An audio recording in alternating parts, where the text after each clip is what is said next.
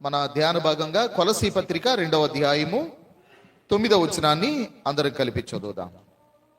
ఏలయనగా దేవత్వము యొక్క సర్వ పరిపూర్ణత శరీరముగా క్రీస్తునందు నివసించుచున్నది. ప్రియులారా, ఈరోజు మనం 9వ వచనాన్ని మనం ధ్యానం చేద్దాం. పోయినసారి 8వ వచనాన్ని మనం ధ్యానం చేసినప్పుడు అందులో ఆయనను అనుసరింపక మనుషుల పారంపర్యాచారమును అనగా ఈ లోక సంబంధమైన మూలపాఠములను అనుసరించి మోసకరమైన నిరర్ధక తత్వజ్ఞానము చేత మిమ్మల్ని చెరపట్టుకొని పోవాడు ఎవడైనా ఉండునేమో అని జాగ్రత్తగా ఉండుడి అనేటువంటి మాటల్ని పోయినసారి మనం ధ్యానం చేశాం. ఇందులో మనుషుల పారంపర్యాచారములు, నిరర్ధక తత్వజ్ఞానము ఇవి మనల్ని యేసు ప్రభును అనుసరించకుండా చెరపట్టుకొని పోతాయేమోనని మనం జాగ్రత్తగా ఉండాలి అని పౌలు కొలసీలకు హెచ్చరించడాన్ని పోయినసారి మనం చూస్తా ఉన్నాము. దాని యొక్క కొనసాగింపే 9వ వచనం కూడా. అందుకనే 9వ వచనం ప్రారంభించినప్పుడు ఏలయనగా అనేటువంటి మాటతో ఈ మాట ప్రారంభించడం అనేది మనం చూస్తాం. కనుక 9వ వచనంలో వాడుక భాష బైబిల్ ఎలా ఉంది అక్కడ మనం చూస్తాం కదా. ఆయన యందే దైవత్వపు సర్వ సంపూర్ణత శరీరూపముగా నివసించుచున్నది అని అన్నాడు. ఇది వాడుక భాష బైబిల్లో ఉన్నటువంటిది. అంటే యేసుక్రీస్తు కేవలం ఒక ప్రవక్త, ఒక గురువు మాత్రమే కాదు అని పౌలు చెప్పాలనుకున్నాడు. ఎందుకు చెప్పాలనుకున్నాడు? ఆనాటి కాలంలో చాలా మంది అలానే అనుకున్నారు. ఇప్పుడు యూదులు యేసు ప్రభుని గురించి అడిగితే వాళ్ళు ఏమంటారు తెలుసా? ఆయన ఒక గొప్ప బోధకుడండి, ఆయన ఒక ప్రవక్త, ఒకనొక కాలంలో ఆయన మా ఇజ్రాయెల్ దేశంలోనే పుట్టి పెరిగి చనిపోయాడు ఆయన అని అంటారు వారు. మరి ముస్లిమ్స్ని అడిగితే ఆయన కూడా ఒక ప్రవక్త అని అంటారు. మరి మన భారతదేశంలో ఉన్న హైందవ సోదరులను అడిగితే ఆయన కూడా ఒక దేవుడు, ఈ దేవుడితో పాటు ఆయన కూడా ఒక దేవుడు, ఇలాగా ఆయన అనేవారు ఉన్నారు. కానీ పౌలు ఏం చెప్పాలనుకున్నాడు అని అంటే, యేసుక్రీస్తు ఒక్కడే నిజమైన దేవుడు, ఆయన ప్రవక్త లేక గురువు మాత్రమే కాదు, దేవుని యొక్క సర్వ సంపూర్ణత ఆయనలో ఉన్నది అని పౌలు కొలసీయులకు ఈ మాట రాయడం అనేది మనం చూస్తాం. కనుక ఈ వచనాన్ని మనం కొంచెం లోతుగా మనం ధ్యానం చేస్తూ ఉన్నప్పుడు ఇందులో 3 ముఖ్యమైన పదాలు మనం గమనిస్తాం కదా. అందులో ఈ వచనము క్రీస్తు వ్యక్తిత్వములో నిబిడీకృతమైన, అంటే అందులో దాగి ఉన్న దైవ సత్యాన్ని 3 ముఖ్యమైన అంశాల్లో వివరిస్తుందట ఒక వచనములోనే. అంటే 3 మాటలు తెలియజేశాడు. అందులో ఒకటి దైవత్వపు అనే మాట వాడారు, చూసారా? దైవత్వపు అంటే అది కేవలము దేవునికి మాత్రమే చెందిన తత్వము, దాన్ని దైవత్వము అని అన్నారు. దేవుని తత్వము దైవత్వము. కాబట్టి యేసుక్రీస్తులో దేవుని యొక్క తత్వం ఉంది, ఎసెన్స్ ఉంది. కాబట్టి దైవత్వపు అనే మాట వాడాడు. తర్వాత దేవుని స్వభావం కలిగినదిగా దైవత్వాన్ని గురించి మాట్లాడుతూ సర్వ సంపూర్ణత అనే పదాన్ని వాడాడు. కొలసీ పత్రిక 2:9లో 3 మాటలు మనం ముఖ్యంగా చూస్తాం. ఒకటి దైవత్వపు అనే మాట, రెండవది సర్వ సంపూర్ణత అనే మాట, మూడవది శరీర రూపముగా అనే మాట. ఆ వచనంలో 3 మాటలు మనం గమనిస్తాం. ఒకటి దైవత్వపు అనే మాట, రెండవది సంపూర్ణత లేక సర్వ సంపూర్ణత అనే దానికి అక్కడ మనం ఏం చూస్తాం? లోటు లేని, పూర్తిగా సమగ్రంగా ఉన్నటువంటి స్థితి. సర్వ సంపూర్ణత అనే దానికి 3 పర్యాయ పదాలు ఉన్నాయి. అందులో లోటు లేని, పూర్తిగా, సమగ్రంగా ఉన్న స్థితి అని అన్నారు. అంటే దేవుల్లో ఉన్న ఏ లక్షణం, శక్తి, మహిమ ఏదైనా సరే అది యేసుక్రీస్తులో ఏమాత్రం లోపించకుండా పరిపూర్ణంగా ఉన్నాయి అనేది ఆ వచనం యొక్క భావం అన్నమాట. తర్వాత ఆయన దేవుని మహిమ దేవుని యొక్క సమస్త మహిమను, లక్షణాలను కలిగి ఉన్నాడు అనేటువంటిది కూడా అందులో మనం చూస్తాం. అంటే శరీర రూపంగా ఆయనలో ఇవన్నీ ఉన్నాయి అనే దాన్ని మనకు జ్ఞాపకం చేస్తూ వచ్చాడు. ఆ తర్వాత ఈ లోతైన సత్యానికి మద్దతునిచ్చే కొన్ని వచనాలను కూడా మనం చూస్తే యోహాను సువార్త 1:1 ఆది యందు వాక్యం ఉండేను, వాక్యము దేవుని యొద్ద ఉండేను, ఆ వాక్యము దేవుడై ఉండేను 14వ వచనం. ఆ వాక్యము శరీరధారి అయి కృపా సత్య సంపూర్ణుడిగా మన మధ్య నివసించెను. ఇదొకటి. అంటే ఆది యందు ఉన్న దేవుడే, వాక్యమై ఉన్న దేవుడే శరీర రూపంగా మన దగ్గరకు వచ్చాడు. అంటే యేసు ప్రభువారు ఆది నుండి ఉన్నవాడు అనడానికి అదొకటి. తర్వాత రెండవ అధ్యాయం ఫిలిప్పీ పత్రిక 5-8 వచనాల్లో ఆయన దేవుని స్వరూపము కలిగిన వాడని మన బైబిల్లో మనం చూస్తాము. వాడుక భాష బైబిల్లోనేమో ఆయన దేవుని స్వరూపమందుండినను దేవునితో సమానముగా ఉండుట విడిచిపెట్టకూడని భాగ్యమని ఎంచుకొనలేదు గాని తనను తానే రిక్తునిగా చేసుకున్నాడు, దాసుని స్వరూపాన్ని ధరించుకున్నాడు, మనుషుల పోలికగా ఆయన పుట్టాడు అని క్రీస్తు తన దైవత్వాన్ని విడిచిపెట్టకుండానే మానవుడిగా మారాడు అనే దానికి ఈ వచనం ఒక ఉదాహరణగా మనం చూస్తాం. కొంతమంది ఏమనుకుంటారు అని అంటే ఆయన దైవత్వాన్ని విడిచిపెట్టి మనుషుడిగా వచ్చాడు అని అన్నారు. కాదు కాదు, ఆయన మహిమను విడిచాడు, శరీరాన్ని ధరించాడు, దైవత్వాన్ని మాత్రం వేడలేదు.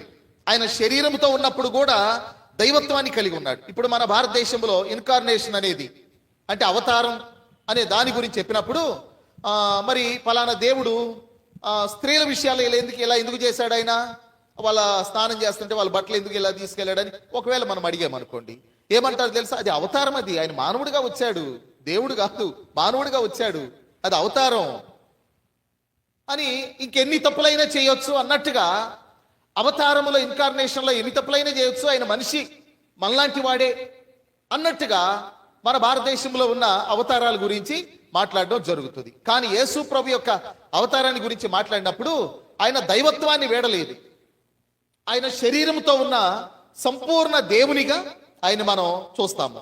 కాబట్టి హెబ్రీ పత్రిక 1:3 కూడా అన్నాడు కదా, ఆయన దేవుని మహిమ యొక్క తేజస్సును ఆయన స్వభావం యొక్క ప్రతిబింబము అని అన్నాడు. ప్రతిబింబము, రిఫ్లెక్షన్ అని మనం చూస్తాం. యేసు ప్రభువారు ఆ అదృశ్యుడైన దేవుని యొక్క స్వరూపి, ఆయన స్వభావము, ఆయన ప్రతిబింబము అని అంటూ తన మహత్తైనటువంటి శక్తి గల వాక్యము చేత సమస్తాన్ని నిర్వహించుచున్నాడని మన బైబిల్లో ఉంది. మనం చదివే బైబిల్లో నిర్వహించుచున్నాడు. దాన్ని గ్రీకులోంచి తర్జుమా చేసినప్పుడు ఆదరించుచున్నాడు అనే పదాన్ని వాడాడు. ఇంకా మరికొన్ని పర్యాయ పదాలు ఉంటాయి. అందులో ఒకటి ఇక్కడ మనం వాడుక భాష బైబిల్లో ఆయన సమస్తమును ఆదరించుచున్నాడు అనేటువంటి మాట ఇక్కడ మనం చూస్తాం. అంటే ఇందులో దేవుని మహిమ యొక్క తేజస్సు, ఆయన స్వభావం యొక్క ప్రతిబింబం అని యేసు ప్రభుని గురించి మనం చూస్తాం. ఇంకా యెషయా 9:6 మనకు తెలుసు, ఆయన బలవంతుడైన దేవుడు అనేటువంటి మాట అందులో మనం చూస్తాం. కనుక ఇవి యేసుక్రీస్తు యొక్క ప్రాముఖ్యతను గురించి, ఆయన దైవత్వానికి సంబంధించిన ప్రాముఖ్యతను గురించి చెప్పేటువంటి మాటలు ఇవి మనం చూస్తాం. ఇందులో మనం దైవత్వపు సంపూర్ణత క్రీస్తులో మాత్రమే ఉంది, ఇది కూడా గుర్తుపెట్టుకోవాలి. ఇంకా మిగతా మనుషులు భూమి మీద చాలా మంది ఉన్నారు, వారు ఎవరో దైవ స్వరూపులు కారు. మోషేనా, అబ్రహామా, ఏలియానా, ఇంకెవరన్నా కానివ్వండి, వారు ఎవ్వరూ కూడా దైవ స్వరూపులు కారు. మన భారతదేశంలో దైవ స్వరూపులుగా పిలువబడేటువంటి వ్యక్తులు చాలా మందిని మనం చూస్తా ఉన్నాం. ఇంకా వాళ్ళ మీద రకరకాల కేసులు రావడం కూడా మనం చూస్తా ఉన్నాం. ముఖ్యంగా రేప్ కేసులు రావడం, చిన్నపిల్లల్ని రేప్ చేసే కేసులు. డేరా బాబా కానివ్వండి, ఈ మధ్య ఒక ఆయన్ని మరలా పట్టుకున్నారు. అంతకుముందు ఆయన ఎవరు, నిత్యానంద, సత్యానంద, ఆనందం ఒక ఆయన. ఇలాగ చాలా మంది భారతదేశంలో దైవ స్వరూపులుగా పిలువబడుతూ అన్యాయాలు, అక్రమాలు చేస్తూ బ్రతికేటువంటి వారు దైవ స్వరూపులుగా పిలువబడేవారు. కానీ యేసుక్రీస్తు ఒక్కడే ఈ ప్రపంచంలో కోట్ల కొలది జనాభాలో, తరాలలో, యుగాలలో దైవ స్వరూపం కలిగిన వాడు ఆయన ఒక్కడు మాత్రమే అనే విషయాన్ని పౌలు మనకు జ్ఞాపకం చేయాలనుకున్నాడు. ఇది మన విశ్వాసానికి, మన ఆశకు అనే పదాన్ని కింద వాడాడు చివరి లైన్లో. అంటే నిరీక్షణకు, రక్షణకు ఏకైక ఆధారం యేసుక్రీస్తు మాత్రమే. మన విశ్వాసానికి, నిరీక్షణకు, రక్షణకు ఏకైక ఆధారం యేసుక్రీస్తు మాత్రమే అని పౌలు మనకి వచనములో నుండి జ్ఞాపకం చేయాలనుకున్నాడు. ఇప్పుడు వచనం యొక్క పరిచయాన్ని మనం చూద్దాము. ఒకవేళ మీకు ఎవరికైనా కనబడకపోతే ఈసారి మీకు బాగా కనబడే విధంగా ఇంకొంచెం దాన్ని మోడిఫై చేయటం జరుగుతుంది.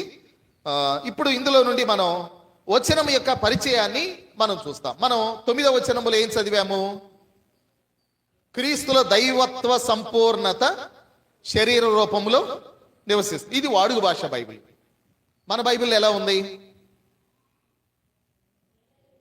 ఏలయనగా దేవత్వం యొక్క సర్వ పరిపూర్ణత శరీరముగా క్రీస్తునందు నివసించుచున్నది. ఇప్పుడు వాడుక భాష బైబిల్లో సింపుల్ గా క్రీస్తులో దైవత్వ సంపూర్ణత శరీర రూపంలో నివసిస్తుంది అని చెప్పాడు. ఈ వచనంలో క్రైస్తవ విశ్వాసంలో అత్యంత కీలకమైన యేసుక్రీస్తు యొక్క ప్రత్యేకమైన దివ్యమైన స్వభావాన్ని లోతుగా వెల్లడిస్తుందని దాని గురించి మనం చూస్తాం. అపోస్తలుడైన పౌలు కొలస్సీలకు రాసినటువంటి పత్రికలో క్రీస్తు కేవలం ఒక బోధకుడు లేక ప్రవక్త మాత్రమే కాదని, ఆయనలో దేవుని సంపూర్ణత్వం శరీర రూపంలో నివసిస్తుందని, ఆయన మహత్వపూర్ణమైన సత్యాన్ని పౌలు అంటే అద్భుతమైనటువంటి సత్యాన్ని పౌలు వారికి ప్రకటిస్తూ ఉన్నట్టుగా ఇందులో మనం చూస్తా ఉన్నాం. ఈ ప్రకటన క్రైస్తవ సిద్ధాంతానికి మూల స్తంభం అన్నారు. మెయిన్ పిల్లర్ అది. యేసుక్రీస్తు దైవత్వానికి సంబంధించింది. ఆయన దేవుడు కాదు అని అంటే మొత్తం కూలిపోయినట్టే, కుప్ప కూలిపోయినట్టే. ఇంకా కనుక దైవత్వ క్రైస్తవ్యానికి మూల స్తంభం యేసుక్రీస్తు యొక్క దైవత్వం, ఆయన డివినిటీ, ఆయన దైవత్వము అనే దాన్ని పౌలు మనకు జ్ఞాపకం చేస్తా ఉన్నాడు. తర్వాత అదే సమయంలో సంపూర్ణ దైవత్వాన్ని, సంపూర్ణ మానవత్వాన్ని ఆయన కలిగి ఉన్నాడు అని ధృవీకరిస్తా ఉంది. అంటే సగం దేవుడు సగం మానవుడు కాదు, సగం కాదు. ఆయన సంపూర్ణ దైవత్వాన్ని సంపూర్ణ మానవత్వాన్ని కలిగి ఉన్నాడు ఆయన అనే విషయం ఇందులో మనం చూస్తాం. ఇంకా సంపూర్ణ దైవత్వం అనే దానికి మనం గమనిస్తా ఉన్నప్పుడు ఈ పదం క్రీస్తు దైవత్వాన్ని పూర్తిగా కలిగి ఉన్నాడని, ఏమాత్రం తక్కువ కాదని సూచిస్తూ ఉన్నట్టుగా మనం చూస్తాం. అంటే దైవ స్వభావంలో ఏ భాగము లేదా దైవ లక్షణాల్లో ఏ లోపము లేదు అనేది మనం చూస్తాం. వ్యవహారం 1:1 ఇందాక మనం జ్ఞాపకం చేసుకున్నాము. హెబ్రీ 1:3 కూడా ఇందాక మనం జ్ఞాపకం చేసుకున్నాం. ఆయన తేజస్సు యొక్క మహిమయు ఆయన స్వభావం యొక్క ప్రతిబింబమునై ఉండి తన శక్తి గల వాక్యము చేత సమస్తాన్ని నిర్వహిస్తున్నాడు అని అందులో మనం చూస్తా ఉన్నాం. కనుక క్రీస్తును ఏ ఇతర మత నాయకుడి కంటే ప్రత్యేకంగా ఈ వచనం నిలుపుతున్నట్టుగా మనం చూస్తాం. అంటే ఎవరితో కూడా మనం పోల్చలేము. ఇదిగో ఇలాంటి వాడు అలాంటి వాడు, ఆయనకి పోటీ ఎవరు లేరు, ఆయనకి సాటి ఎవరు లేరు. కాబట్టి ఆయన ప్రక్కన పెట్టి ఎవరినైనా ఈయన కూడా క్రీస్తు లాంటి వాడే అని చెప్పడానికి క్రీస్తు వంటి దైవత్వాన్ని కలిగిన వ్యక్తి భూమి మీద, అలాంటి దైవత్వం కలిగిన వ్యక్తి భూమి మీద ఇంకెవరూ లేరు అనే దాన్ని కూడా మనం చూస్తాం. తర్వాత శరీర రూపంలో నివసించడం అనే భాగం యేసుక్రీస్తు యొక్క ఇన్కార్నేషన్ ని, అవతారాన్ని, అనగా దేవుడు మానవ రూపం ధరించి భూమిపై జీవించాడు అనే విషయం నొక్కి చెప్తా ఉంది. అది 1:14 యోహాను సువార్తలో ఆ వాక్యము శరీరధారి అయి కృపాసత్య సంపూర్ణుడిగా మన మధ్య నివసించెను అనే దాన్ని మనం చూస్తా ఉన్నాం. తర్వాత ఫిలిప్పీ 2వ అధ్యాయం ఇందాక 6-7 వచనాల్లో కూడా మనం చూస్తా ఉన్నాం. కనుక సంపూర్ణ దైవమైన క్రీస్తు మాత్రమే పాపానికి పరిపూర్ణ బలి కాగలడు, మరియు సంపూర్ణ మానవుడైన క్రీస్తు మాత్రమే మన బాధలను నిజంగా అనుభవించి మన తరపున నిలవబడగలడు. కనుక దేవుడు మానవునిగా సంపూర్ణత్వాన్ని కలిగిన వాడే మన కొరకు బలి కాగలడు, మన ప్రక్షాళన నిలవగలడు, మన బాధలను మన తరపున నిలవబడి మన సహాయం చేయగలడు అనే విషయాన్ని మనం చూస్తాం. తర్వాత హిస్టారికల్ బ్యాక్గ్రౌండ్ మనం చూస్తాం, చారిత్రక సందర్భం, హిస్టారికల్ కాంటెక్స్ట్ మనం చూస్తాం.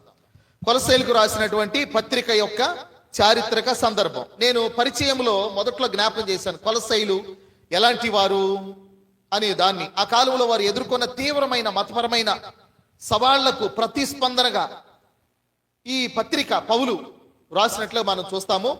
కొలస్సీ సంఘం వివిధ తప్పుడు బోధలతో సతమతమైపోయినట్టుగా మరి పౌలు గమనించాడు. అందులో ముఖ్యంగా క్రీస్తు సంపూర్ణ దైవత్వాన్ని మరియు ఆయన ఆధిపత్యాన్ని అణగదొక్కడానికి వచ్చిన మతపరమైనటువంటి తప్పుడు బోధలు, వాటిని ఖండించి క్రీస్తు దైవత్వాన్ని, అధికారాన్ని స్థిరపరచడానికి పౌలు ఈ పత్రిక రాసినట్లుగా మనం చూస్తాం. అందులో ముఖ్యంగా యూదుల ధర్మశాస్త్రం, తర్వాత ఆచారాలు. ఆ ఆచారాలు ఏమున్నాయి? పండుగలు, పానీయాల నిషేధం, సున్నతి అనేవి. ఇవి అంటే యూదులకు సంబంధించిన ఆచారాలు. తర్వాత గ్రీకు తత్వశాస్త్రం, ముఖ్యంగా నాస్టిసిజం అనేది జ్ఞానవాదం అని నేను మొదట్లో మీకు జ్ఞాపకం చేశాను. జ్ఞానవాదం అంటే ఈ సృష్టిని ఏదో మహత్తు కలిగిన శక్తి కలుగు చేసి నిర్వహిస్తుంది అని అన్నారు, అంతే. ఇంకా ఆయన దేవుడు అని అనలేదు. యేసు ప్రభుని అసలు దేవుడిగా వారు ఆలోచించలేదు కనుక జ్ఞానవాదం అని అన్నారు. కనుక ఈ రెండింటి మిశ్రమము కొలసీలో ఉండడాన్ని పౌలు గమనించాడు. మాత్రమే కాదు, యేసుక్రీస్తు ఒక దేవదూత అని మాత్రమే అన్నారు. ఇప్పుడు కూడా ఒక డాక్ట్రిన్ ఉంది, యేసుక్రీస్తు దేవదూతల్లో ఒకడు అని, ప్రధాన దూత అని, దేవదూతలో ఒకడు అని ఇప్పటికీ కూడా చెప్పే ఒక సిద్ధాంతం ఉంది. ఆ డినామినేషన్ మీకు ఎవరికైనా తెలుసా? తెలియదు కదా. యెహోవా సాక్షులు తెలుసా? వారు యేసు ప్రభుని ఒక దేవదూత అంటారు. దూతుల్లో అత్యంత ప్రథమమైన స్థానంలో ఉన్నవాడైన అంటారు యేసు ప్రభుని, యెహోవా సాక్షులు. కనుక వారు అంతా వ్యాపించారు. మన మధ్య కూడా వారు తిరుగుతూ ఉంటారు. వాళ్ళది రాజ్య మందిరం అంటారు. చర్చి అంటారు వాళ్ళు, మందిరం అనరు, రాజ్య మందిరం అంటారు వాళ్ళు. ఎందుకంటే ఎవరైతే నమ్ముకున్నారో వాళ్ళు రాజ్యంలోకి వచ్చారు. ఇప్పుడే ఆయన పరిపాలన జరుగుతుంది అంటే 1000 ఏండ్ల పాలన అని చెప్పారు చూసారు, అది ఇప్పుడు జరుగుతుంది.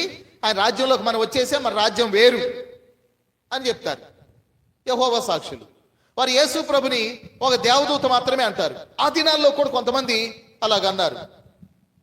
తర్వాత మోక్షం అనేది, పరలోకం అనేది యేసు ప్రభు ద్వారా కాదు, రహస్య జ్ఞానం ద్వారా మాత్రమే లభిస్తుంది అని వారు నమ్మారన్నమాట. అంటే దాని కొరకై వారు ఏం చేసేవారంటే తపస్సు లేక ధ్యానం, మెడిటేషన్ చేసేవారు. అది కూడా చాలా కఠినమైనటువంటి మెడిటేషన్ వారు చేసేవారు. తర్వాత దేవదూతల ఆరాధన వారు ప్రోత్సహించారు. కొలసీ పత్రికలో మనం చూస్తాం. తర్వాత వచనాల్లో 2వ అధ్యాయంలో మనం చూస్తాం, దేవదూత ఆరాధన యందు ఇచ్చ కలిగి అనే మాటలు పౌలు వాడాడు. అంటే దేవదూతల ఆరాధన ప్రోత్సహించారు వారు. కనుక ఇలాగా మరి వారు క్రీస్తు యొక్క సంపూర్ణతని వారు తగ్గించడానికి వారు మిగతా ఆచారాల్ని, తత్వజ్ఞానాన్ని, అందులో నాస్టిసిజం అంటే జ్ఞానవాదాన్ని దాన్ని కలిపి ఆయన ఒక దేవదూత మాత్రమే అని, మోక్షానికి వెళ్ళాలంటే రహస్య జ్ఞానం ద్వారా మాత్రమే అని వారు దాని కొరకు కఠినమైనటువంటి తపస్సు చేయాలి, లేక ధ్యానం చేయాలి, మెడిటేషన్ చేయాలి అని, తర్వాత దేవదూతల ఆరాధన వల్ల మనకు చాలా మేలు ఉంటుందని వారు ప్రోత్సహించడం అక్కడ తప్పుడు సిద్ధాంతాల్లో అవి భాగంగా మనం చూస్తాం. వాటిని ఖండిస్తూ పౌలు ఈ పత్రిక రాస్తూ యేసు ప్రభు యొక్క దైవత్వాన్ని, అధికారాన్ని నొక్కి చెప్తూ ఉన్నట్టుగా మనం చూస్తా ఉన్నాం. తర్వాత పౌలు క్రీస్తు యొక్క సంపూర్ణ దైవత్వాన్ని, సర్వోన్నత అధికారాన్ని నొక్కి చెప్పడం అత్యంత కీలకమైనదిగా ఈ భాగంలో మనం చూస్తా ఉన్నాము. దైవత్వంతో నిండి ఉన్నాడని, ఆయనే సకల జ్ఞానానికి, రక్షణకు ఏకైక మూలమని పౌలు స్పష్టం చేస్తూ తప్పుడు బోధల్ని ఖండించడం అనేది కూడా ఇందులో మనం చూస్తా ఉన్నాం. ఇది పౌలు యొక్క రచనా శైలిలో అద్భుతమైనటువంటి భాగంగా కూడా మనం చూస్తాం. యేసు ప్రభు యొక్క దైవత్వాన్ని హెచ్చించడం. తర్వాత క్రీస్తుల దైవత్వం అంటే ఏంటి అనంటే సంపూర్ణ దైవ స్వభావం. క్రీస్తుల దేవుని సంపూర్ణ స్వభావం అంటే ఆయన సర్వశక్తిమంతుడు. యేసుక్రీస్తు ఎవరు? సర్వశక్తిమంతుడు కదా. తర్వాత సర్వజ్ఞాని, ఓమ్నిసెంట్ అన్నారు. తర్వాత సర్వవ్యాప్తి అని అన్నారు, ఓమ్ని ప్రెసెంట్. కనుక ఆయన ఈ గుణగణాలు కలిగి ఉన్నాడు. ఆయన మానవుడిగా ఉన్నప్పుడే ఆయన ఈ గుణగణాలు ఆయన కలిగి ఉండడం మనం చూస్తాం. ఆయనలో సర్వశక్తి ఉంది కనుక మనుషులకు అసాధ్యమైన వాటిని సాధ్యం చేశాడు. ఆయన గాలిని, సముద్రాన్ని అణుగునట్లుగా చేశాడు, అణిగిపోనట్లుగా చేశాడు. చనిపోయిన 3 దినాలు దాటి 4వ దినమైన లాజర్ని బయటికి రమ్మని పిలిచాడు ఆయన. అంటే ఆయనలో ఉన్న సర్వశక్తిని, తర్వాత ఆయనలో ఉన్న సర్వ జ్ఞానాన్ని మనం చూస్తాము కదా. మనం యోహాను సువార్త 1వ అధ్యాయం చివరి భాగంలో నతానియేలు యేసు ప్రభు దగ్గరకు వచ్చినప్పుడు, వేరే ప్రాంతం నుండి వచ్చాడు నతానియేలు. రాగానే ప్రభు అన్నారు కదా, ఇదిగో ఇతడు నిజముగా ఇశ్రాయేలీయుడు, ఇతని యందు ఏ కపటం లేదని నతానియేలు గురించి అనంటే, నతానియేలు అన్నాడు, నన్ను నువ్వు ఎలా ఎరుగుదువు అన్నాడు. అప్పుడు ప్రభు అన్న మాట ఏంటో తెలుసా? నీవు నీ ఇంటి దగ్గర అంజూరపు చెట్టు క్రింద ఉన్నప్పుడే నేను నిన్ను చూచాను. అందుకని యోహాను సువార్త 2వ అధ్యాయం చివరి భాగంలో యేసు అందరినీ ఎరిగినవాడు, అందరి ఆంతర్యములు ఎరిగినవాడు కనుక ఆయన సర్వశక్తిమంతుడు, సర్వజ్ఞాని, సర్వవ్యాపి. ఈ గుణగణాలు మానవ పరిమితులకు మించినవి. దేవుడు మాత్రమే కలిగి ఉండే ఆ గుణగణాలు యేసుక్రీస్తులో వాటిని మనం చూస్తా ఉన్నాం. తర్వాత యేసుక్రీస్తు అద్భుతమైనటువంటి దైవ స్వభావాన్ని కలిగిన వాడు అనడానికి మనం అంతకుముందు కొలసీ పత్రిక 1:15లో ఆయన అదృశ్య దేవుని స్వరూపి అయి సర్వ సృష్టికి ఆది సంభూతుడు. అది మనం 1:15లో మనం ధ్యానం చేశాం. తర్వాత దైవత్వపు అత్యున్నత ప్రత్యక్షత అనేది మనం చూస్తే దేవుడు మన మధ్య నివసించాడు అని యోహాను 1:14లో ఇందాక మనం జ్ఞాపకం చేసుకున్నాం. కనుక క్రీస్తుల దైవత్వం నివసించడం అనేది మానవ చరిత్రలో దేవుని అత్యున్నతమైన తుది ప్రత్యక్షత. అంటే అదృశ్యుడైన దేవుడు తనను తాను మానవ రూపంలో దృశ్యమానముగా వెల్లడి చేసుకున్నాడు అనేది మనం చూస్తాం. యెషయా గ్రంథంలోనో జకరియా గ్రంథంలోనో ఆయన ఏమంటాడంటే, ఇశ్రాయేలీలారా మీరు సంతోషించి ఉల్లసించి సంతోషంగా ఉండండి, నేను వచ్చి మీ మధ్య నివసిస్తాను. అంతకుముందు మన క్రిస్మస్ దినాల్లో ఆ మాట జ్ఞాపకం చేసుకున్నాం. జకరియా 2వ అధ్యాయంలో నేను వచ్చి మీ మధ్య నివసిస్తాను అని. ఇప్పుడు మన యోహాను సువార్త 1:14లో ఆయన మన మధ్య నివసించెను అని చూస్తే దేవుడు అదృశ్యుడైన దేవుడు ఆయన దృశ్య రూపముగా శరీరముగా మన మధ్య నివసించాడు. ఆయనే ప్రభు అయిన యేసుక్రీస్తు అనేది మనం చూస్తాం. తర్వాత మన రక్షణకు ప్రాతిపదికగా కూడా మనం చూస్తాం. తిమోతి 1 పత్రిక 2:5లో దేవుడు ఒక్కడే, దేవునికి మానవులకు మధ్యవర్తియు ఒక్కడే, ఆయన క్రీస్తు యేసనే నరుడు. ఆయన దేవుడై ఉండి మానవునిగా రావడాన్ని బట్టి మన రక్షణకు ఆయన మధ్యవర్తి అయ్యాడు, కారకుడయ్యాడు. లేకపోతే మనకు రక్షణ లేదు అనే విషయాన్ని కూడా మనం చూస్తాం. తర్వాత సృష్టికి మూలంగా సంరక్షకుడిగా యేసు ప్రభుని గురించి మనం జ్ఞాపకం చేసుకుంటాం. చూడండి యోహాను సువార్త 1:3 ఏముంది? ఆయన లేకుండా ఏదీ కలుగలేదు, సమస్తము ఆయన మూలముగా కలిగేను అన్నాడు. ఆయన ద్వారా సమస్తమును సృష్టించబడేను. ఆయన కేవలం సృష్టిని ప్రారంభించడం మాత్రమే కాదంట, దాన్ని నిరంతరం నిలబెడుతున్నాడంట, దాన్ని కొనసాగించేవాడు, దాన్ని నడిపించేవాడు. మన భారతదేశంలో సృష్టిని చేసిన ఆయన ఒక ఆయన, దాన్ని నడిపించే ఆయన ఒక ఆయన, దాన్ని లయము చేసే ఆయన ఇంకొక ఆయన. అంటే ఇలాగా రాసుకున్నారనుకోండి. కానీ యేసు ప్రభు దగ్గరకు వచ్చేసరికి పూర్తిగా ఆయనే అన్నిటికీ కర్త, ఆయనే చేసినవాడు, ఆయనే కొనసాగించేవాడు, ఆయనే లయము చేయగలిగిన వాడు కూడా. కనుక సృష్టి స్థితి లయకారకుడు ప్రభు అయిన యేసుక్రీస్తు అనే విషయాన్ని మనం చూస్తాం. అదే హెబ్రీ 1:3లో ఆయన తన బలమైన శక్తి గల వాక్యము చేత సమస్తాన్ని నిలబెట్టుచున్నాడు అని, అంటే దాన్ని నడిపించుచున్నాడు, కొనసాగించుచున్నాడు అనేటువంటి దాన్ని మనం చూస్తా ఉన్నాం. కానీ ఇవి యేసు ప్రభు యొక్క దైవత్వానికి సంబంధించినటువంటి విషయాలు. తర్వాత క్రీస్తు దైవత్వపు సంపూర్ణత కొంతమంది అంగీకరించని విషయము ఏంటంటే యేసు ప్రభు యొక్క దైవత్వాన్ని అంగీకరించని వారు. కనుక యేసు ప్రభు ఆయన దేవుడు అంటే అంగీకరించరు, దేవుని కుమారుడు మాత్రమే అని అనేవారు ఈ దినాల్లో కూడా మనం కొంతమందిని చూస్తా ఉన్నాం. వాళ్ళలో పరిందాక ఒకరిని మనం చూసాము, వారు యెహోవా సాక్షులు అనేవాళ్ళు. అది తప్పుడు బోధ, అది ఒకటి. రెండవది చర్చ్ ఆఫ్ క్రైస్ట్ అని ఒకళ్ళు ఉన్నారు. చర్చ్ ఆఫ్ క్రైస్ట్ వాళ్ళని క్రీస్తు సంఘం అని అన్నారు. దాని నుంచే ఆ క్రీస్తు సంఘం అనే దాని నుంచే మరి ఈ BYUA అన్నారు చూసారా, పిటి సుందరరావు గారు, వాళ్ళు వచ్చింది దాని నుంచి క్రీస్తు సంఘం అనే దాని నుంచి వచ్చారు. కాబట్టి క్రీస్తు సంఘం వాళ్ళ యొక్క మూల సిద్ధాంతాలను కూడా వీళ్ళు కలిగి ఉన్నారు. అందులో ఒకటి దైవత్రిత్వాన్ని ఒప్పుకోరు, వారు దైవత్రిత్వాన్ని ఒప్పుకోరు. ఈ మధ్య దాని గురించే సోషల్ మీడియాలో బాగా ఎక్కువగా వైరల్ అవుతుంది. తండ్రి అయినటువంటి దేవుడు అందరికంటే పెద్దవాడు ఆయన తండ్రి అని, యేసుక్రీస్తు పరిశుద్ధాత్ముడు ఇద్దరు కూడా కుమారులని ఇలా చెప్తున్నారు. వాళ్ళు రకరకాల వ్యాఖ్యానాలు చెప్తున్నారు. అయితే మనం యేసు ప్రభు యొక్క దైవత్వాన్ని గురించి మనం చూస్తా ఉన్నప్పుడు క్రీస్తు కేవలం ఒక ప్రవక్త, బోధకుడు లేక ఒక మంచి వ్యక్తి మాత్రమే కాదు. ఆయన సృష్టికర్త అయిన దేవుడు, స్వయంగా మానవ రూపంలో అవతరించిన వాడు అనే విషయాన్ని మనం జ్ఞాపకం చేసుకుంటున్నాం.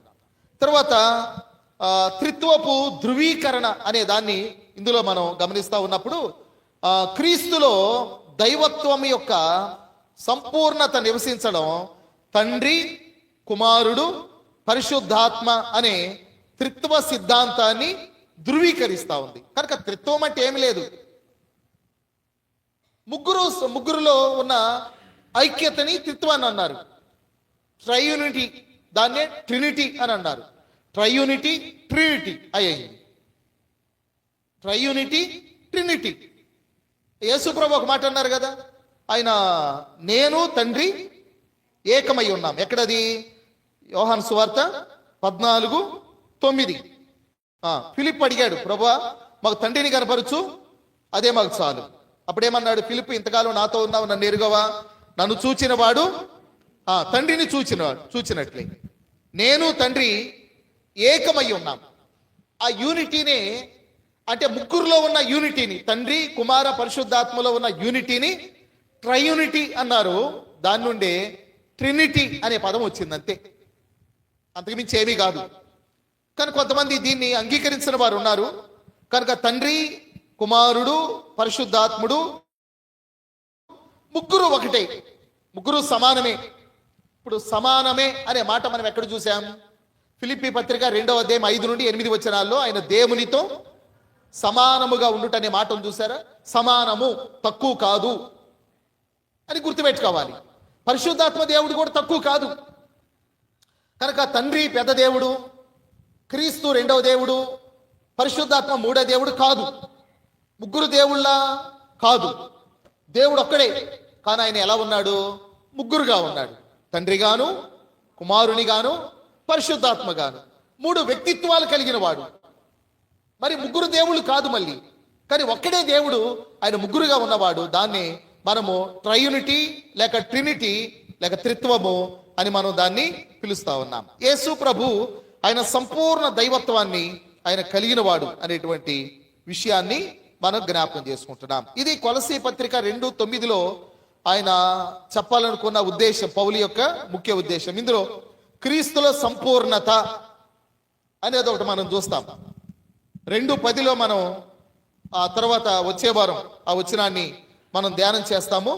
తర్వాత ఎఫెసీ పత్రిక 1:23లో క్రీస్తు శరీరమైన సంఘాన్ని అన్నిటినీ నింపుచున్నవాని సంపూర్ణత. మన మామూలు బైబిల్ ఎలా రాశాడు? రెగ్యులర్ బైబిల్లో ఆ సంఘము, ఆయన శరీరము సమస్తమును పూర్తిగా నింపుచున్నవాని సంపూర్ణత అయి ఉన్నది. దీని వాడుక భాష బైబిల్లో ఇలా రాశాడు కదా, క్రీస్తు శరీరమైన సంఘాన్ని అన్నిటినీ నింపుచున్నవాని సంపూర్ణత అని వర్ణించాడు. అన్నిటినీ నింపుచున్నవాని సంపూర్ణత అనగా క్రీస్తు లేనిదే మనకు సంపూర్ణత లేదు అన్నాడు, ఒక మాటలో తేల్చాడు. అది సంపూర్ణత అనే దానికి మనం చూస్తాం, క్రీస్తులో ఉన్న సంపూర్ణత. తర్వాత సర్వాధిపత్యం మరియు అధికారం. క్రీస్తు అన్ని ఆధ్యాత్మిక శక్తుల మీద, సమస్త అధికారాల మీద అధిపతి. భూమి మీద మరియు భూమి క్రింద ఉన్న ప్రతి రాజ్యం, శక్తి మరియు అధికారం ఆయన పాదాల క్రింద ఉంటాయి. ఎఫెసీ 1:21లో మనం చూడగలం. ఆయన కేవలం ఒక ప్రవక్త లేక గురువు మాత్రమే కాదు, సృష్టికర్త మరియు విశ్వాన్ని నిలబెట్టువాడు. కొలసీ 1:16-17 వచనాల్లో కూడా మనం అంతకుముందు జ్ఞాపకం చేసుకున్నాం.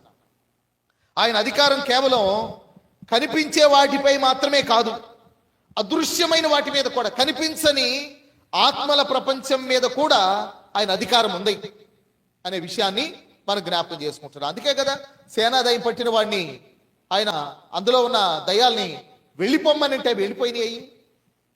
ఆయన కంటికి కనబడే వాటి మీద మాత్రమే కాదు, కంటికి కనబడని ఆత్మల ప్రపంచం మీద కూడా యేసు ప్రభుకి అధికారం ఉంది అని అన్నాడు. తర్వాత విశ్వాసానికి స్థిరమైనటువంటి పునాది. మన ఆధ్యాత్మిక విశ్వాసంలో స్థిరత్వం కోసం, దృఢమైనటువంటి నమ్మకానికి ఈ సత్యమే బలమైనటువంటి ఆధారం మరియు పునాది. ఏ సత్యం? క్రీస్తులో సంపూర్ణత, క్రీస్తుల ఆధిపత్యం, క్రీస్తుల అధికారం, సమస్త అధికారం ఉన్నది అనేది. తర్వాత మన విశ్వాసానికి బలమైనటువంటి లంగర్ లాంటిది క్రీస్తులో ఉన్న దైవత్వం. ఇది మనల్ని తప్పుడు బోధనలని, మానవ తత్వశాస్త్రాలను మరియు లోక సంబంధమైన ఆచారాల నుండి రక్షిస్తా ఉంది. ఎందుకంటే క్రీస్తులో అన్ని సత్యాలు, అంటే సర్వసత్యము మరియు జ్ఞాన నిధులు, దాన్ని మనం రెండులో జ్ఞాపకం చేసుకున్నాం. బుద్ధి జ్ఞానముల సర్వ సంపూర్ణత ఆయనలో ఉన్నాయి అనే విషయం. అందువలన కొంతమంది యేసుప్రభు అంటే మాకు ఇష్టం, ఆయన మంచి వ్యక్తి, ఆయన మంచి వ్యక్తిత్వం ఉంది అని అంటే మనం అంతవరకు ఆగకూడదు. ఆయన మంచి వ్యక్తిత్వం కలిగిన వాడు మాత్రమే, మంచి దైవత్వాన్ని కలిగిన వాడు కూడా, ఆయన దైవ స్వభావాన్ని కలిగిన వాడు కూడా, ఆరాధనకు పాత్రుడు అనే విషయాన్ని మనం చూస్తాం. మానవ రూపంలో దైవికత్వాన్ని ఆయనలో మనం చూసాం. తర్వాత పాప ప్రాయశ్చిత్తానికి ఏకైక ఆధారం యేసుప్రభే.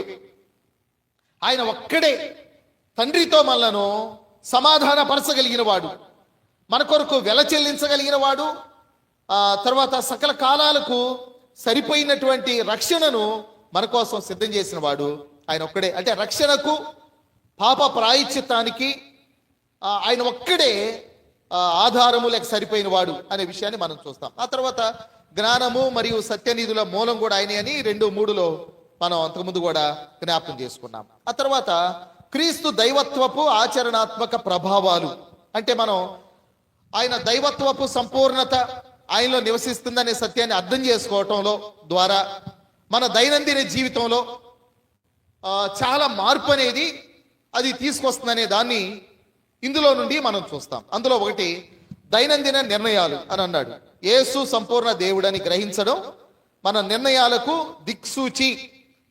ఆయన సర్వజ్ఞుడు, సర్వశక్తిమంతుడు కాబట్టి ఆయన చిత్తానుసారంగా జీవించడం జ్ఞానవంతమైన ఎంపికలకు దారితీస్తుందని, మనం తీసుకునే ప్రతి చిన్న పెద్ద నిర్ణయంలో ఆయన మార్గదర్శకత్వాన్ని మనం ఆయన్ని అడగడానికి, ప్రార్థించడానికి సహాయపడుతుందని, ఇది నిజాయితీ లేక నీతి, ప్రేమతో కూడిన జీవన శైలిని అలవరుస్తుందని మనం చూస్తాం. లోక పాపపు ప్రలోభాలకు దూరంగా ఉంచేది అని, క్రీస్తు యొక్క దైవత్వాన్ని మనం నమ్మడం అనేది ఈ విధంగా మనకు సహాయపడుతుందని మనం ఇందులో జ్ఞాపకం చేసుకుంటాం. తర్వాత మానవ సంబంధాలు, తర్వాత పని మరియు వృత్తి అనే వాటి మీద కూడా ఆయన దైవత్వము నమ్మిక, ఆయన దైవత్వం మీద ఉన్న నమ్మిక ప్రభావం చూపుతుందని మనం చూస్తాం. ఆరాధన, తర్వాత భక్తి, ఆధ్యాత్మిక అభ్యాసాలు, ఇవన్నీ వీటన్నిటి మీద ఆయన దైవత్వం అనేది ప్రభావితం చూపుతుంది. కనుక మనం నమ్మిన దేవుడు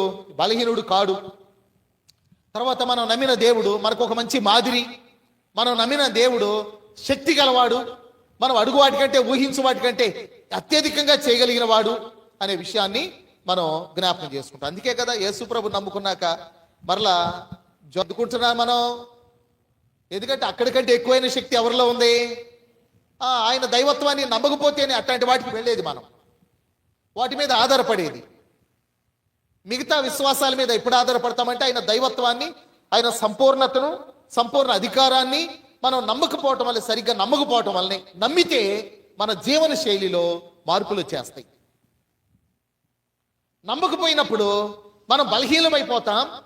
ఆ బలహీనతలు రకరకాల మార్గాల్లోనికి మనం తీసుకొని వెళ్ళిపోతాయి. తర్వాత తప్పుదోవ పట్టించే బోధనలు ఉన్నాయి.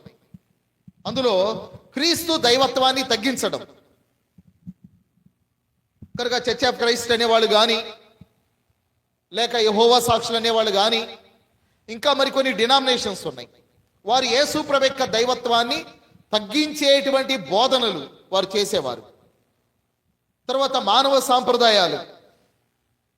కనుక తప్పుడు సిద్ధాంతాలు తరచుగా క్రీస్తులో లభించే సంపూర్ణతను కాదని, మానవ సాంప్రదాయాలు, తాత్విక ఆలోచనలు, ఈ ప్రపంచ సంబంధమైనటువంటి తత్వాలను అనుసరించమని ప్రోత్సహించడం అనేది జరుగుతుంది. 2:8 పోయినసారి మనం ఆ మాటలో జ్ఞాపకం చేసుకున్నాం.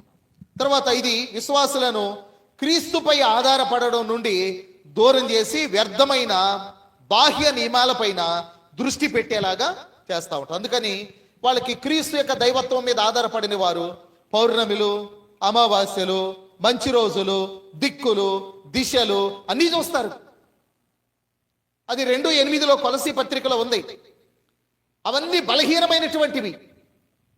మన క్రీస్తు యొక్క దైవత్వాన్ని, ఆయన అధికారాన్ని మనం గనక పరిపూర్ణంగా నమ్మగలిగితే వాటి మీద, ఈ మానవ సాంప్రదాయాల మీద మనం ఆధారపడం. కనుక ఈ దైవత్వపు సంపూర్ణత అనేది మనకు జ్ఞానాన్ని, విజ్ఞానాన్ని కూడా తెలియజేస్తుంది, బోధిస్తుంది, నేర్పిస్తుంది. అందువల్ల మూఢ నమ్మకాల నుండి మనం విడుదల పొందుతాం. ఒకప్పుడు భారతదేశంలో భయంకరమైన మూఢనమ్మకాలు ఉండేవి, భయంకరమైన మూఢనమ్మకాలు. రాత్రిపూట పిల్లలు ఏడుస్తూ ఉంటే ఆ గ్రామ దేవత ఆ పిల్లల్ని బలి కోరుతుందని చెప్పి ఊరి వెలుపులో ఉన్నటువంటి ఒక చెట్టుకి, మర్రి చెట్టు అలాంటి ఊరి వెలుపులు ఉండేవి పెద్దవి, ఆ చెట్టుకు తీసుకెళ్లి ఉయ్యలకి తగిలిచ్చి చెట్టుకు వేలాడదీసేవారు. ఇదివరకు రోజుల్లో ఉండేవి. అలా వేలాడదీసినప్పుడు చీమలు తినేవి పసిబిడ్డను, తర్వాత క్రూర జంతువులు ఉండేవి అప్పట్లో, లేక నక్కలు ఉండేవి తినేవి. తింటే వాళ్ళు ఉదయాన్నే ఆనందంగా ఫీల్ అయ్యేవాళ్ళు. ఎందుకో తెలుసా? మా దేవత శాంతించింది అని చెప్పి. మూఢనమ్మకం కదా అది. విలియం కేరీ గంగా నది ఒడ్డున వెళుతూ ఉన్నప్పుడు ఒక తల్లి తన బిడ్డను ఒడిలో పెట్టుకొని కూర్చొని ఉన్న తల్లి, ఆయన మరలా తిరిగి వచ్చేసరికి ఆ బిడ్డ లేకుండా ఒట్టి తల్లి కూర్చొని ఉంది. ఆమె కొంచెం ఏడుస్తా ఉంది. ఆయన అడిగాడు, ఏమా ఎందుకు ఏడుస్తున్నావు? ఏడి బిడ్డ, నీ ఒళ్ళో ఉన్న బిడ్డ అంటే, గంగమ్మ తల్లికి వేశాను, గంగమ్మ తల్లి బలి కోరింది అని. అందులో గంగా నదిలో మొసళ్ళు ఉండేవి, క్రొకోడైల్స్ ఉండేవి. ఆ బిడ్డను వేయంగలవి తినేవి అప్పట్లో. కనుక ఇలాగా భారతదేశంలో మూఢనమ్మకాలు ఉండేవి, ఇంకా చాలా నమ్మకాలు ఉండేవి. అయితే వీటన్నిటి నుండి క్రీస్తు యొక్క దైవత్వపు సంపూర్ణత ద్వారా మనం విడుదల పొందగలుగుతాం.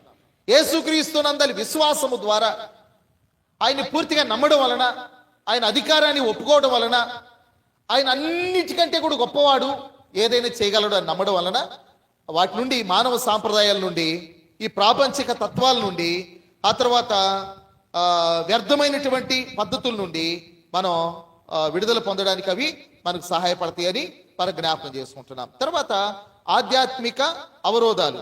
క్రీస్తు యొక్క అసలు మహిమను, ఆయన దివ్య స్వభావాన్ని సరిగ్గా అర్థం చేసుకోవడంలో కలిగే అవరోధాలు మరియు అడ్డంకులు.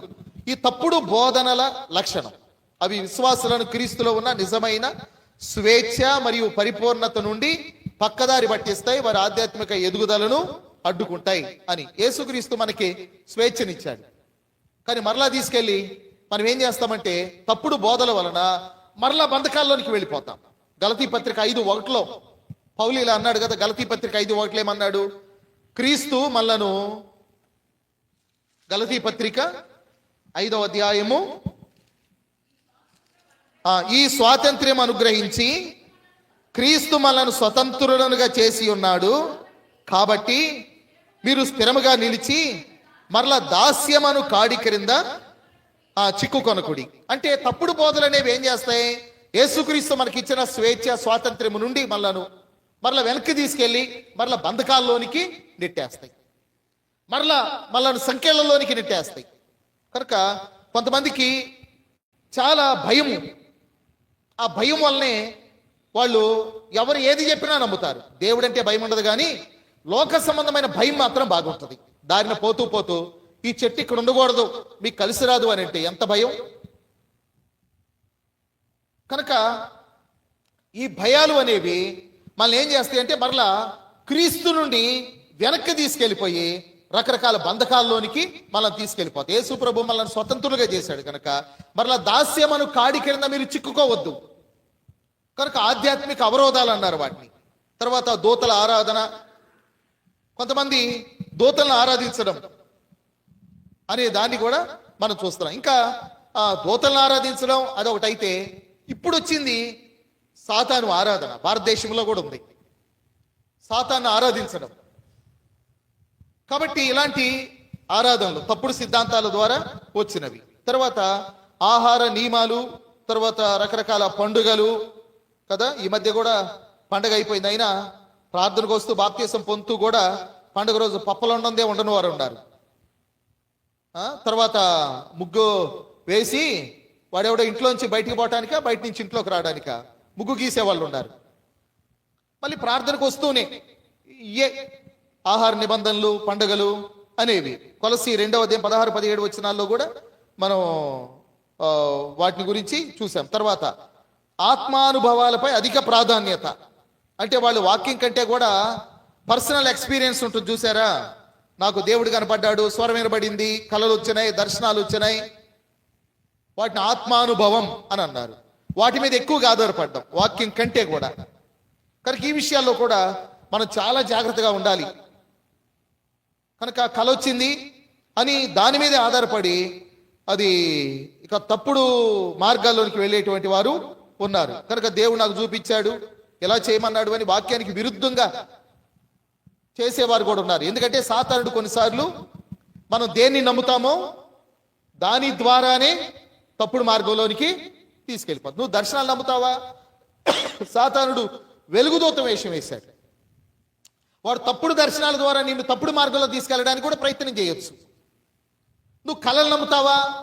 కొన్నిసార్లు సాతానుడే నిన్ను శోధించి తప్పుడు కళల ద్వారా నిన్ను తప్పుడు మార్గంలో తీసుకెళ్ళడానికి కూడా ప్రయత్నం చేయొచ్చు. కనుక ఏది దేవుడు చూపించింది, ఏది సాతాను వల్ల కలిగింది అనే దాన్ని కూడా మనం బేరీజు వేసుకొని మనం జాగ్రత్త పడాలి. వాక్యానుసారంగా ఉంటేనేమో అది దేవుని వైపు నుంచి వచ్చింది, వాక్యానికి వేరుగా ఉంటేనేమో అది సాతాను వైపు నుంచి వచ్చింది. అందుకని యోహాను 1వ పత్రిక 4:1 అన్నాడు కదా యోహాను, చిన్నపిల్లలారా, లోకంలోనికి అనేక అబద్ధ ప్రవక్తలు బయలుదేరారు, ప్రతి ఆత్మను నమ్మక ఆయా ఆత్మలు దేవుని సంబంధమైనవో కావో మీరు పరీక్షించి తెలుసుకోండి. కనుక ఎగ్జామినేషన్ అనేది చాలా ప్రాముఖ్యం. పరీక్షించడం వాక్యానుసారంగా ఉంటే అది దేవుని వైపు నుంచి వచ్చింది, వాక్యానుసారంగా ఉండకపోతే అది ఎలాంటి దర్శనమైన, ఎలాంటి కళ అయినా సరే, ఏదైనా సరే, ఎలాంటి స్వరమైనా సరే మనం దాన్ని ప్రక్కన పెట్టడం మంచిది, వాక్యానుసారం కాకపోతే. ఇది మనం గుర్తుపెట్టుకోవాలి. అందుకనే దాని ఆత్మానుభవం అన్నారు. దానికి ఎక్కువ ప్రాధాన్యతనివ్వడం వాక్యం కంటే కూడా. మనం తప్పుడు బోధల్లోనికి వెళ్ళడానికి అవి కారణమవుతాయి. ఆ తర్వాత మనము క్రీస్తు దైవత్వంపై తరచుగా అడిగేటువంటి ప్రశ్నలు ఉన్నాయి. అందులో సంపూర్ణ దేవుడు, సంపూర్ణ మానవుడు ఎలా అనేది ఒక ప్రశ్న. దేవుడు మానవునిగా ఎందుకు మారాడు, త్రిత్వంతో దీనికి సంబంధం ఏమిటి అనేటువంటి ప్రశ్నలు ఉన్నాయి. కనుక ఇవి మనకు తెలిసినవే అనుకుంటున్నాను. తెలిసినవేనా? సంపూర్ణ దేవుడు, సంపూర్ణ మానవుడు ఎలా? యేసుక్రీస్తు 2 వేరు స్వభావాల్ని, సంపూర్ణ దైవ మానవ స్వభావాన్ని ఆయన ఒకే వ్యక్తిలో కలిగి ఉన్నాడు అన్నట్టుగా మనం చూస్తాం. దీన్ని హైపోస్టాటిక్ అన్నారు, హైపోస్టాటిక్ యూనియన్ అని పిలిచారు. కనుక ఇవి మానవుడికి ఎవ్వరికీ సాధ్యపడదు. ఆయన ఒక్కడ మాత్రమే తరాలలో, యుగాలలో ఆ స్వభావాన్ని కలిగిన వాడు. ఆయన మాత్రమే కాదు, ఆయన శరీరమును ధరించాక, అది మహిమదేహంగా మార్చబడ్డాక ఇక నిరంతరము ఆయన అలానే ఉంటాడనేది కూడా ఒక సిద్ధాంతం. మనం పరలోకానికి వెళ్ళినప్పుడు కూడా ఆయన్ని అలానే చూస్తాం. భూమి మీద ఆయన ఎలా ఉన్నాడో అలాంటి రూపంలోనే చూస్తాం. ఎందుకంటే చనిపోయి తిరిగి లేచిన తర్వాత ఆయన తోమాకి కనపడ్డాడు, శిష్యులకు కూడా కనపడ్డాడు, చాలా మందికి కనపడ్డాడు. వాళ్ళందరూ ఎలా చూశారు అంటే ఆయన మరణించక ముందు ఎలా ఉన్నాడో, మరణించి తిరిగి లేచిన తర్వాత కూడా ఆయన ఆ రూపంలోనే వారు చూడడం జరిగింది. 40 దినాలు భూమి మీద ఉన్నాడు, అలా వెళ్ళిపోయాడు. ఎలా వెళ్ళాడో మరలా అలానే వస్తాడని కూడా దేవదూతలు చెప్పారు. అంటే అదే రూపం, అదే మేఘాల మీద ఆయన వస్తాడు అన్నట్టుగా దాని భావన కూడా ఉంది. దాన్ని హైపోస్టాటిక్ యూనియన్ అన్నారు.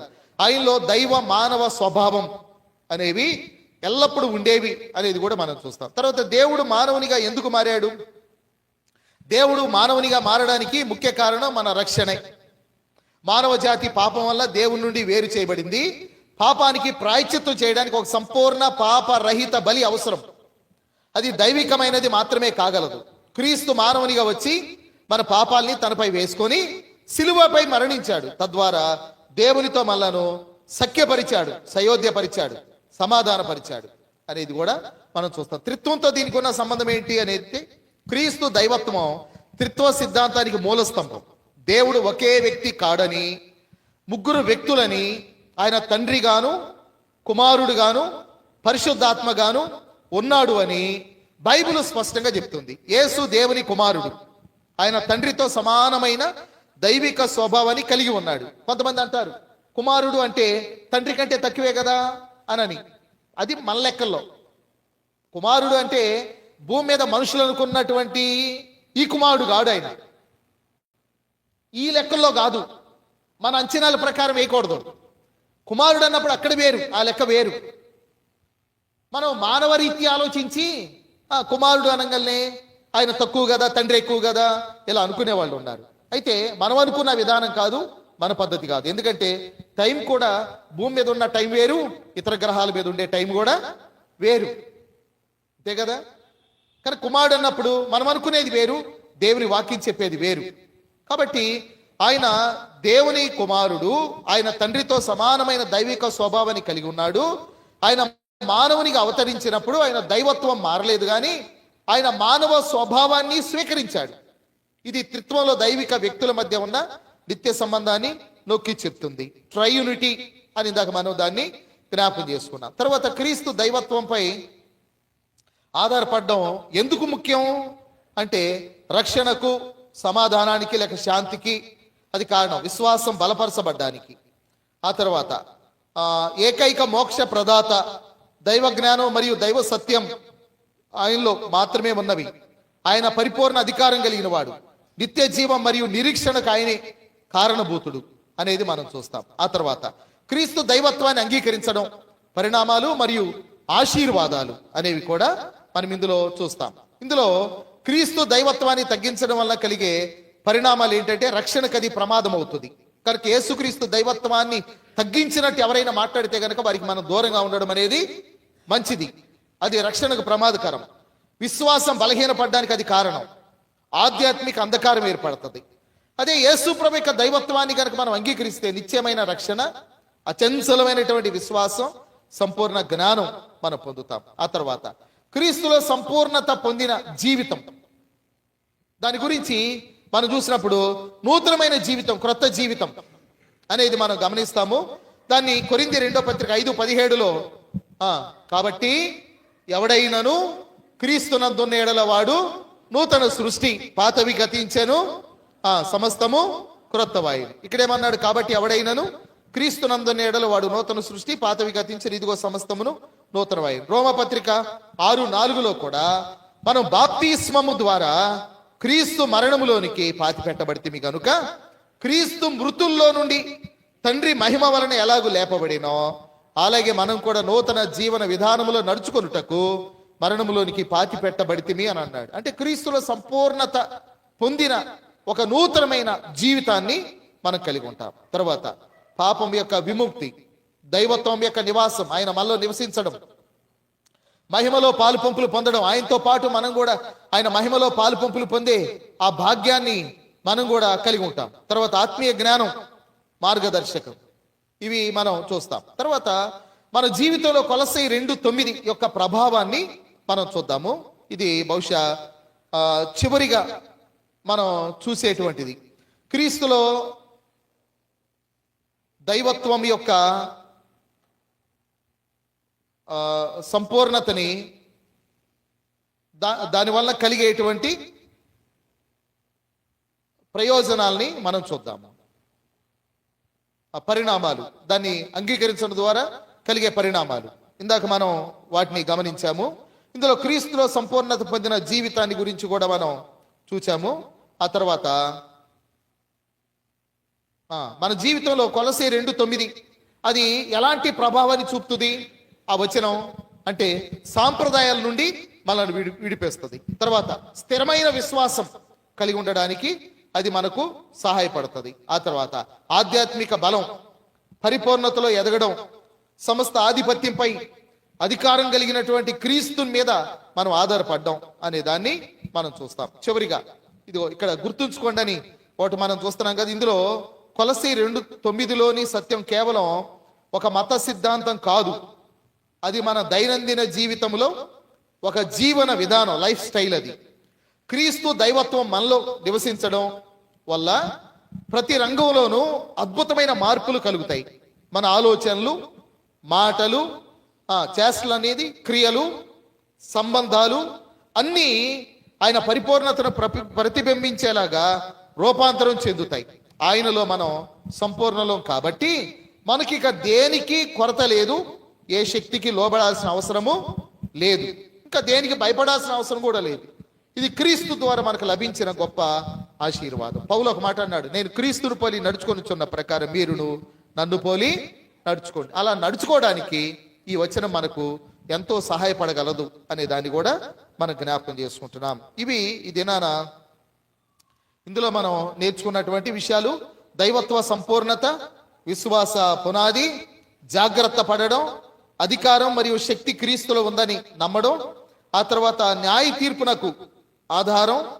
ఇవన్నీ మనం చూస్తా ఉన్నాం కనుక వీటిని మనం జ్ఞాపకం చేసుకుంటూ 2:9 మనం ముఖ్యంగా జ్ఞాపకం చేసుకున్నటువంటి ఆ విషయాన్ని మనం మర్చిపోకుండా క్రీస్తులోని సర్వ సంపూర్ణత నివసిస్తూ ఉన్నది అనే సత్యాన్ని గుర్తుపెట్టుకొని, ఆయన చిన్న దేవుడని కానీ లేక ఆయనలో కొరతలు ఉన్నాయని కానీ మనం ఏమాత్రం అనుకోకుండా ఆయన దైవత్వపు సంపూర్ణతను కలిగిన వాడు అనే సత్యాన్ని మనం జ్ఞాపకం చేసుకుందాం. ఆయనకు సాటి ఇంకెవరూ లేరు అనే విషయాన్ని మనం జ్ఞాపకం చేసుకుందాం. జ్ఞాపకం చేసుకుంటూ ఆయన మీద ఆధారపడదాము.